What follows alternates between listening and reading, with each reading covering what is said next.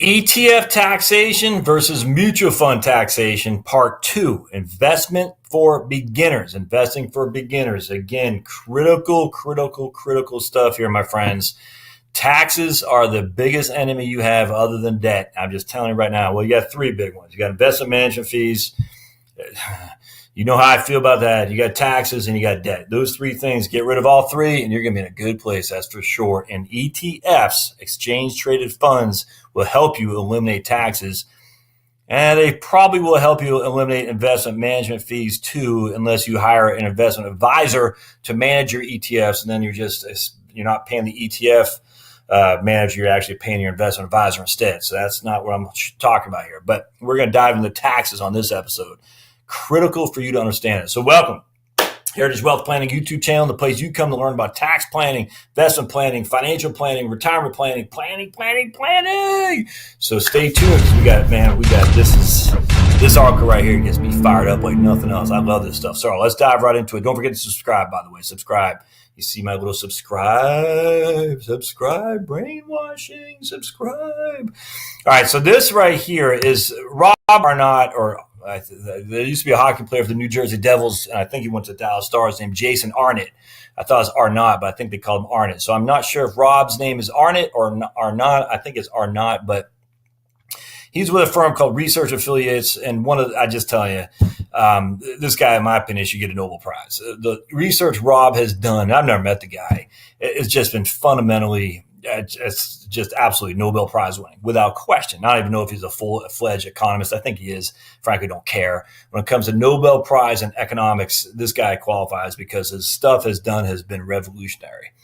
In fact, if you go to Research Affiliates website, which we're on right here, if you read, I'd say 10 articles, you'll know more about investments than the vast majority of professionals out there, CFP or otherwise. It's the stuff that Research Affiliates does is mind-boggling, and it's just as fantastic. It's free. All right. So is your alpha big enough to cover its taxes? A quarter-century retrospective. He just wrote this 2 months ago. Alpha, just remember what alpha means. Is to basically have the market returns you 1 and you get 1.5. So your alpha in that case is 50. Does that make sense? Or we call 50 basis points. So you get 1%. Your market gave you 1, but your fund gave you 1.5%. You got 50 basis points, or 1/2 of 1% above the market, which means your alpha, your outperformance is 50 basis points. Now, if that were you still got to pay tax on this. Will it be covered enough to cut? Will your 50 basis points that you made above the market return be enough to cover the taxes you owe? Let's talk about this. There's my man Rob right there. Key points: deferring taxes is like receiving a free loan from the government. The tax burden can be reduced by limiting turnover, reducing dividend yield, and investing in smaller, more tax-aware funds. So I just want to point this out because I talk a lot about asset location.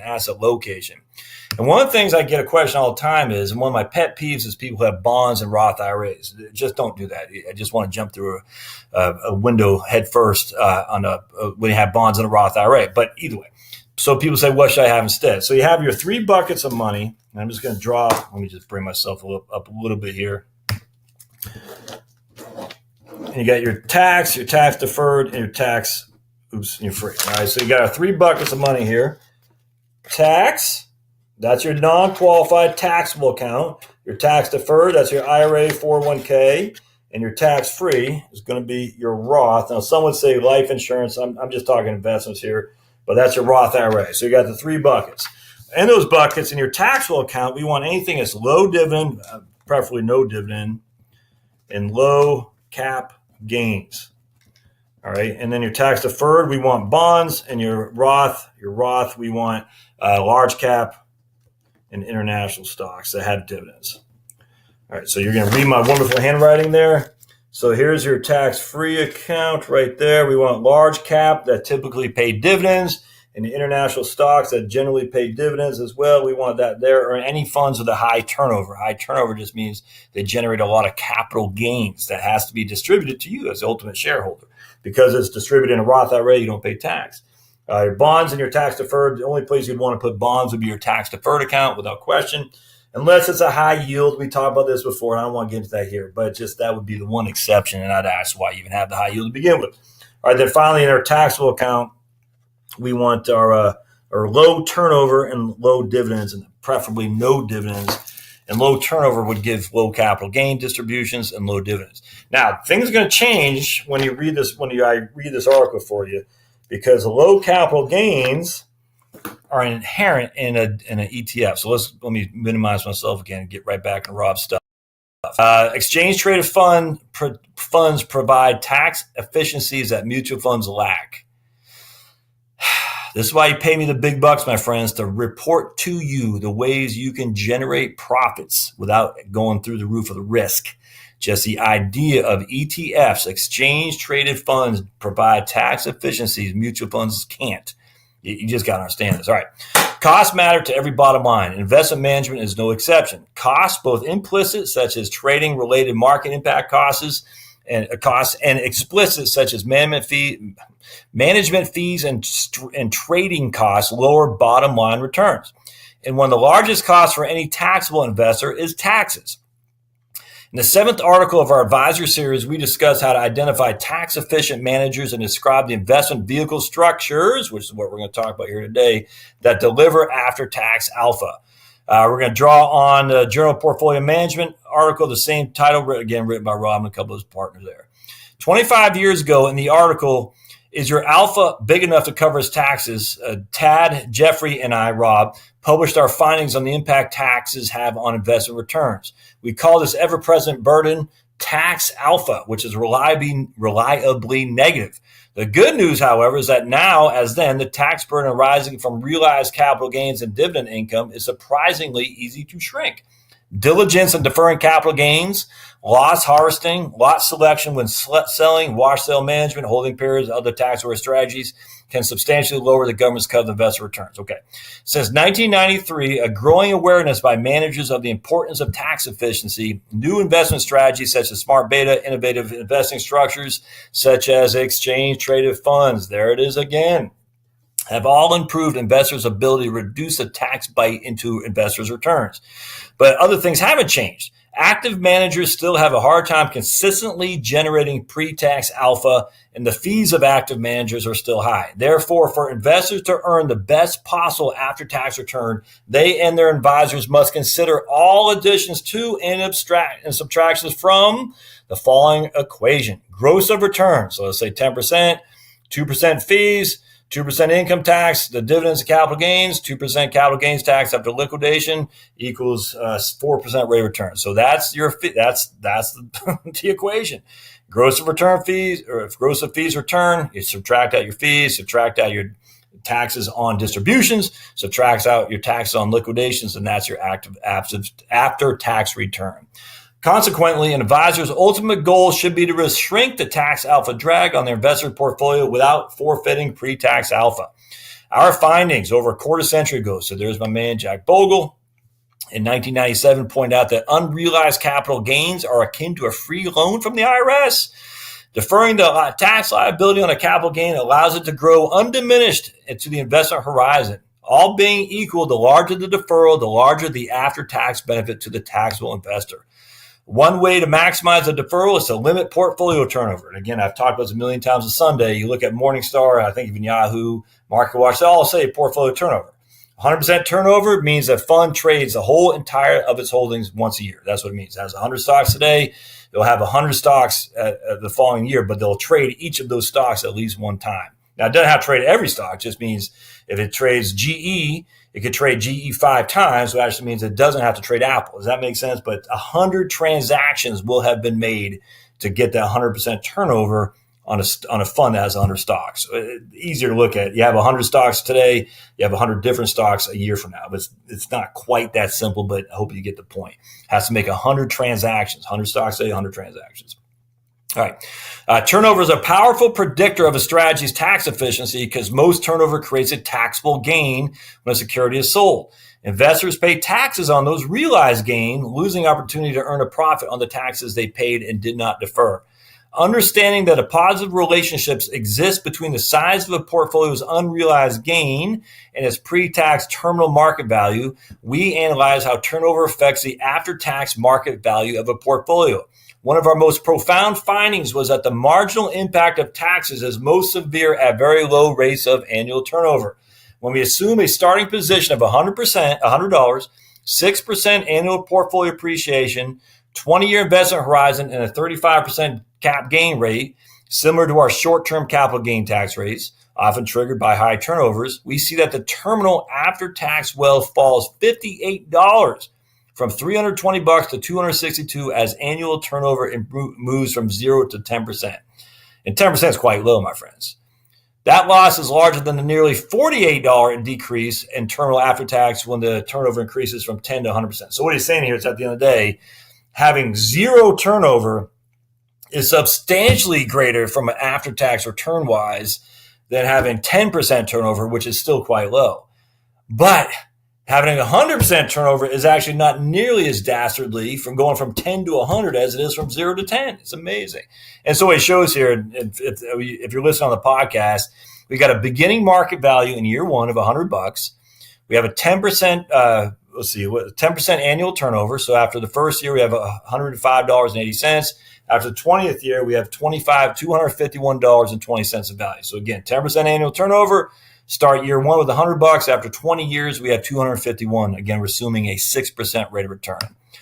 What happened? Oh, okay, cool. I got to go back. All right, so let's see. Capital gains tax. You see the tax. We're paying some taxes there. Not a huge amount, but a pretty significant amount after we realize the capital gains. We have a cost basis of $170, and we have an ending market value of $262. So all it's saying is that we start the year 20 with $251. Before taxes at the end of the year 20, we have $266. Our cost basis, because we had all these distributions over the previous 19 years, is $164. We started with $100 as a cost basis. Now it's $164. So over those 20-year times, we had to pay taxes on $64 of income. We realized gain of $10 because we sold the stock after the year of 20, which means the 35% capital gains tax is $3.60. After-tax proceeds is $6.06, 60 cents, meaning our ending cost basis is $170. Ending market value is $262. I know it's a lot to chomp on. I get that. But what we're saying is if we started with $100, our ending market value is $262. All right, after a 10% annual turnover. With a 0% annual turnover, i.e. no capital gains, our ending market value is $320. We started with 100, get 6% rate of return for 20 years. We got $320 left.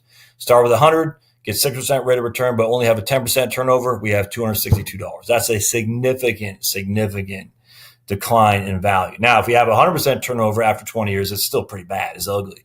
We start with $100. After tax, we have $214, or we'll just say $215. I mean, that's the thing. That's where the turnover eats you alive. If you have 100% turnover year over year over year, you've only doubled your money after 20 years. If you have no turnover, you've more than tripled your money after 20 years. That's the cost of taxes right there in a nutshell, my friends. All right, so let me close out this. Keep going. I love this stuff. Hope you do too.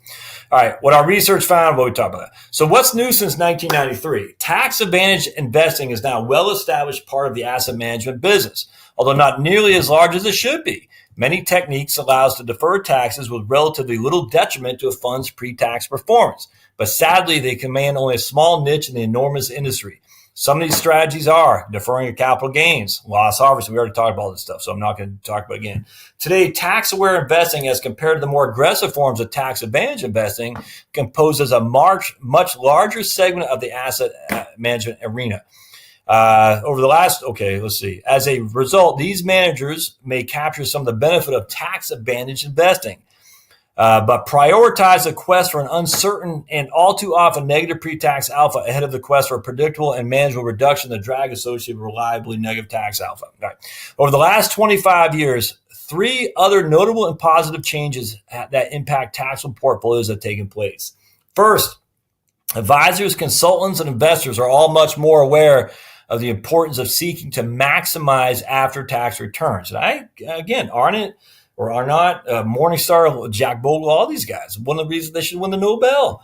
Secondly, the introduction of exchange-traded funds. Back to old ETFs, huh? And exchange-traded notes now offer investors a powerful tool for tax efficiency.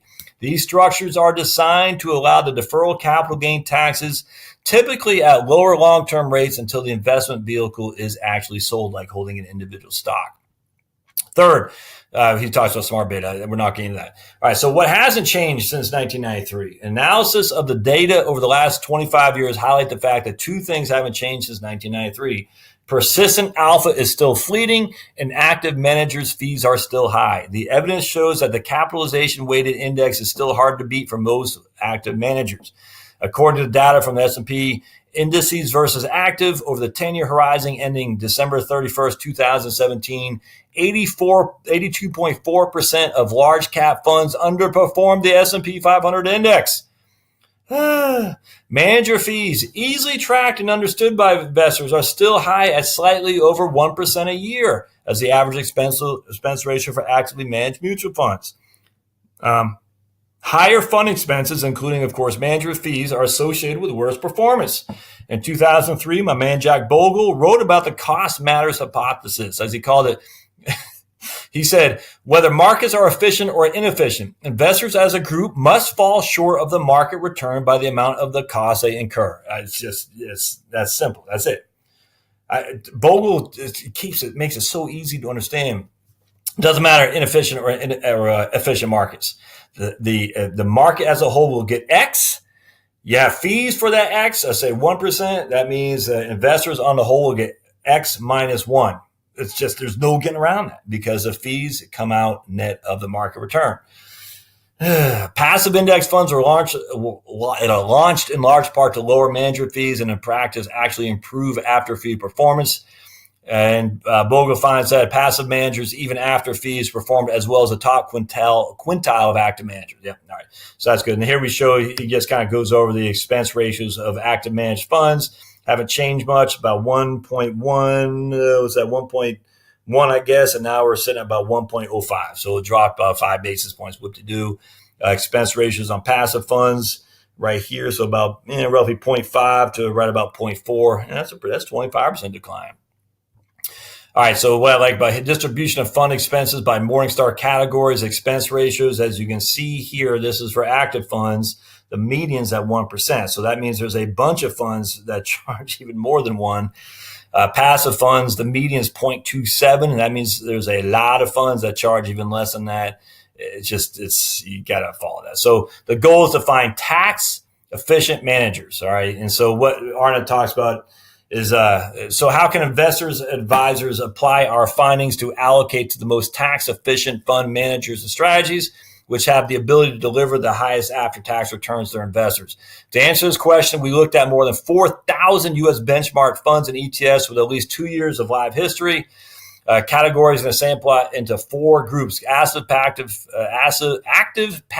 factor, and smart beta, based on keywords that fit their description. And what I just love this. All right, so gross of fees, all funds, gross of fees, average 0.7, or active funds had a net of a positive return. Gross of fees, 0.7%. Net of fees, they had a negative return. Pre-tax liquidation, again, that means just holding. You're getting your fund, you're getting your fund distribution each and every year, but you're not selling your fund each and every year. You get the fund distribution. You lost 1.5%. After tax liquidation, when you actually sold that puppy, you lost 1.9. So essentially, your active fund lost almost 2% because of fees and taxes. It's crazy. Now, if you look, and now we talk about, now you say again, it's a fundamental index, which is a research affiliate group of investment advisor. And I like it. But when you factor in after taxes, after fees, they're still positive. And that's simply because they eliminate taxes and have lower fees. It's just, I can't express this more. Lower taxes, lower fees, and the likelihood of you outperforming is almost inevitable. It's just that simple. Lower taxes, lower fees. For a taxable investor, the ETF may be the most important innovation in a investment structure that has emerged over the last quarter century. Compared to a mutual fund, an ETF has lower fees and is able to defer capital gains and the tax liability associated with those gains much more efficiently. Over the entire 25-year period we studied, 53% of ETFs made no capital gain distributions whatsoever, while only 4.9% of mutual funds could boast such strong tax-efficient behavior. The low rate of capital gain distributions meant that none of the ETFs generated a tax burden higher than 1% in capital gains tax alpha compared to the 40% of mutual funds that did so. An ETF's tax efficiency remains after considering the taxation of dividend income. Nearly half of the mutual funds we studied had distributions that generated burden in excess of 1%, leading to 0.8% worse tax alpha for mutual funds than for ETFs. That's essentially what you're saying is because of the tax efficiency of an ETF, you generate almost a full percentage point more in net of return in ETFs than over mutual funds. Conclusion. Management fees, the investment industry's most visible cost, often get more attention than the less visible and typically larger costs, 100% agree, associated with trading and taxes. Investors and their advisors must be alert to managing both pre-tax and after-tax alpha in order for investors to realize the highest possible return from their taxable portfolios. Increasingly, the opportunities to accomplish both goals are within reach as investors of more managers are becoming tax aware, and innovative strategies such as smart beta and investing vehicles such as ETFs, exchange traded funds, have entered the market over the last quarter century. All right, so I tell you, Arnott, I'll put a link to this in the show notes. At the end of the day, if you have a taxable account, there's absolutely no reason to have a mutual fund. You're just leaving money on the table from a tax perspective. It's just there's no way to have a taxable account or a mutual fund in a taxable account. You are leaving money on the table and most likely paying much, much higher investment management fees as well. All right, so I hope you like this. Go read research. Anything Research Affiliates does, anything that they write should be worth your time to read for sure. It's not that difficult to comprehend. It might take it 2 or 3 times to read, and that's fine. It does me, and I'm a professional. So look at Jason, that's a hockey player, Rob. I'm one of their brothers, but look at Rob Arnott's stuff and then Research Affiliates. I cannot emphasize how much I just a huge fan of Research Affiliates. So if you like what you see here, subscribe. Comments always welcome. Thumbs up, and then go to heritagewealthplanning.com. We're going to see a new website here coming out in the next day or two. So stay tuned. New website coming to the forefront with my man Dave from Pennsylvania. He's doing it for me for a fee. Hey, man, you pay for value added, that's for sure. So hope you like this. We'll see you next time. Thanks, guys.